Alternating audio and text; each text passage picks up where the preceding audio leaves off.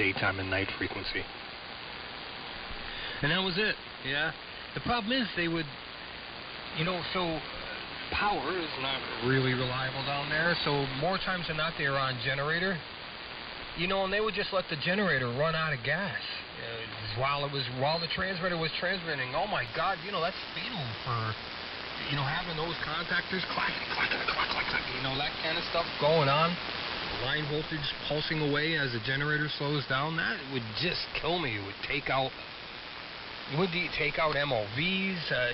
They'd go off like hand grenades because we have big, high, joule rated MOVs down on the deck. And when those things really, really go, I mean, when they go, not when they just fire off, but when they go, they'll blow a hole in the bottom of that deck, or crack it anyways.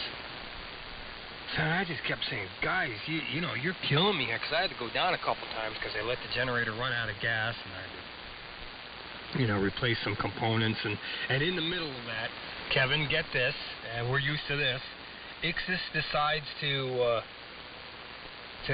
cancel our, what is it called, obsolete my gate drivers. Oh, Christ, my phone is going off. I don't know what all that's about, but...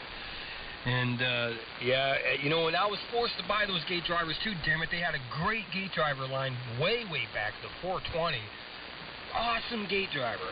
Then they come up with this 28-pin surface mount gate driver, and you're looking at this thing and you're going, there is no way this thing is going to, be able to dissipate enough heat when I'm swinging the gate capacity of those MOSFETs up at 5.9 megahertz. Yeah, 3.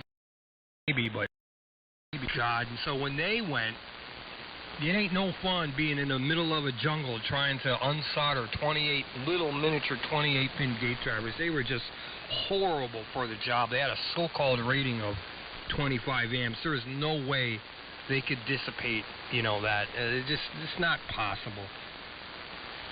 So that sucked, and they discontinued the gate drivers, but I had the wherewithal to I had purchased a lot and get them in there. And those are usually the things that went. The MOSFETs are pretty high voltage rating. But, there's other collateral damage, too, when you have those collapsing fields taking place. A big, giant transformer that, the field's kind of collapsing multiple times. That peak voltage really goes up there. And part of that's on me, too, because I didn't have a three-phase detector in it. I probably had a three-phase AC voltage detector that just opened up some interlock and got the transmitter out of transmit mode whenever the freaking generator ran out of gas. Yeah, I would have had some protection against that, but, I'm only human, and how many things can I think of, right? And I just didn't think of that.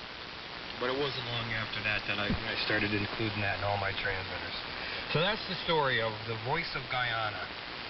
It was probably on the air 10 years, I think. I made it through 10 years. I can remember hearing it just before I left for South Korea, and that's 2014. So it was on at least 10 years.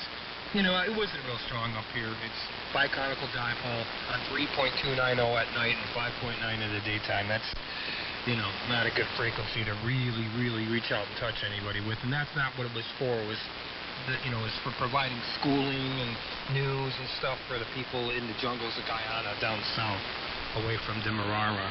So, anyways, George, I'm going on. One thing you said brought me to a George Orwell quote, and that is, the party told you to reject the evidence of your eyes and ears. It was their final and most essential command. And that's starting in 2020. That's kind of, even before, that's kind of what everything reminds me of now. N2LJO, this is N2VJ.